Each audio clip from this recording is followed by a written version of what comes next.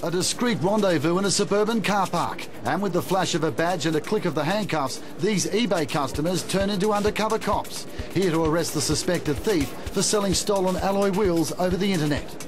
A quick-thinking uniformed officer noticed the wheels up for grabs on eBay. The detectives took it from there, setting up the elaborate sting. Then police raided this alleged receiving house, finding stripped cars in the backyard, engine parts and a host of items stolen from car boots.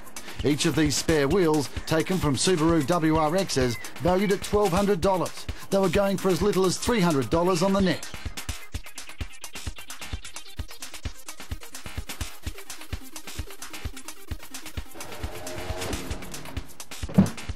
Strikeforce Maserati is a perfect example of the value of this microdot technology.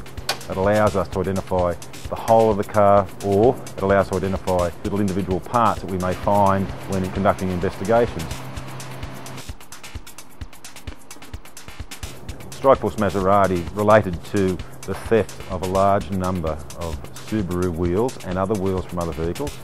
In that instance, we were very, very lucky that probably around 90 or 100 of them had been marked with microdots, and that allowed us to identify individual owners of all those wheels, plus other property that were recovered, such as valuable items of laptops and cameras that were also stolen at the time of the thefts. Police have found a treasure trove, some of the owners still unaware their valuables are missing.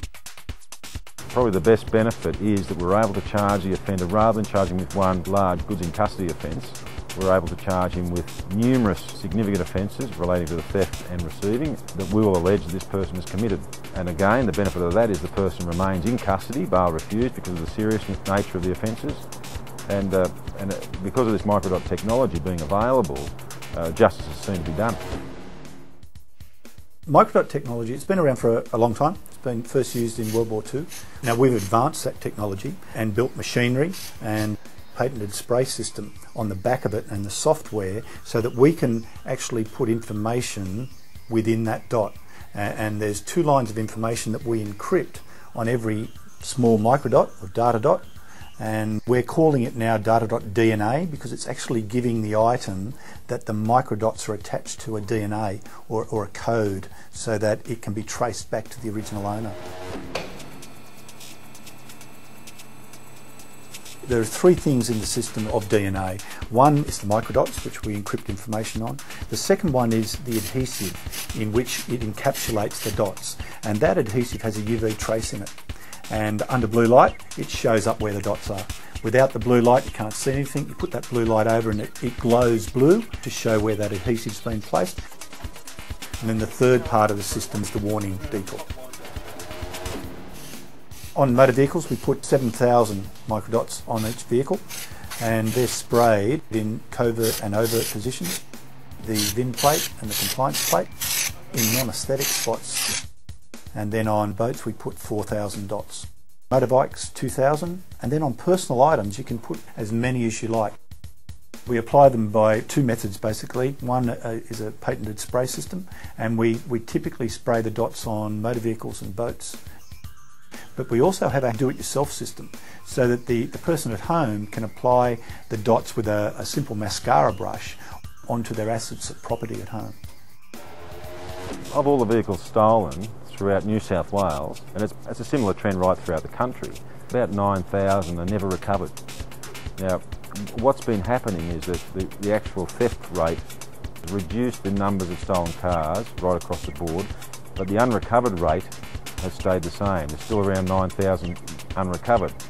So therefore the percentage is rising in comparison to the actual stolen vehicles, which indicates that rebirthing and the use of stolen parts, cloning of vehicles and the like is alive and well.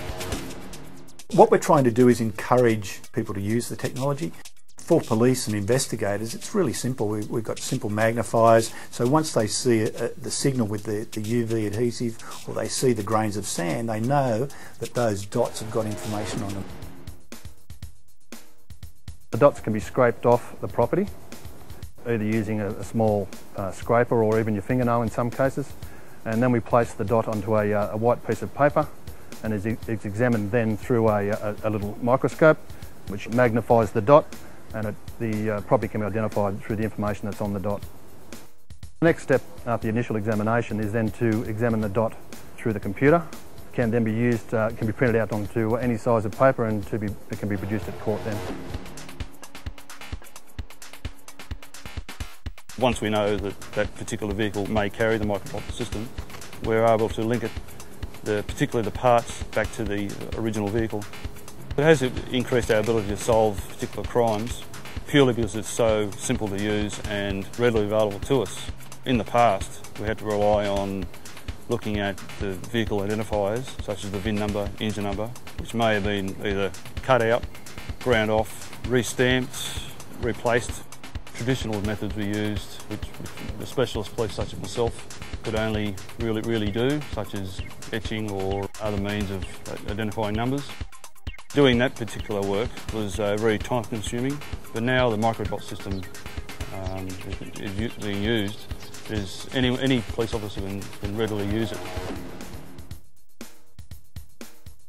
We've identified a major problem in the marine industry with vessel rebirthing, and I can say at the moment there's an average of about 400 vessels that get stolen per year. That includes all types of vessels, from your smaller dinghies up to 8-9 metre sports cruisers, and from that we're only recovering on average about 40%. Stolen boats are having all their identification numbers removed and then replaced with different hull identification numbers and engine numbers, and then registered as legitimate vessels. With the microdots, it'll make that process of identifying the original owner a lot quicker and a lot more certain. Particularly with trailers, because there's very few identifying features of a trailer, once the manufacturer or the chassis number's been removed, it makes it near on impossible to identify. At least with the use of microdots, we can match up a vessel to a particular trailer if they're found individually. If we were able to have every vehicle microdotted, our job would be so much easier. For argument's sake, we will go to a rebirthing investigation today, perhaps walk into someone's backyard operation, see hundreds and hundreds of different parts of motor vehicles strewn right throughout the backyard. There's every chance that we would not be able to identify one piece of property from one stolen car. And at the present time, microdot technology is the way to go.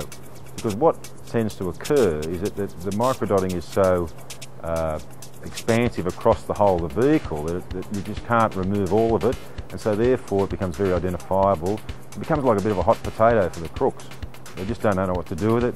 They know that it's identifiable by the police. If they get caught with it, they're in a significant amount of trouble. But at the present time, with vehicles that aren't dotted, the crooks know.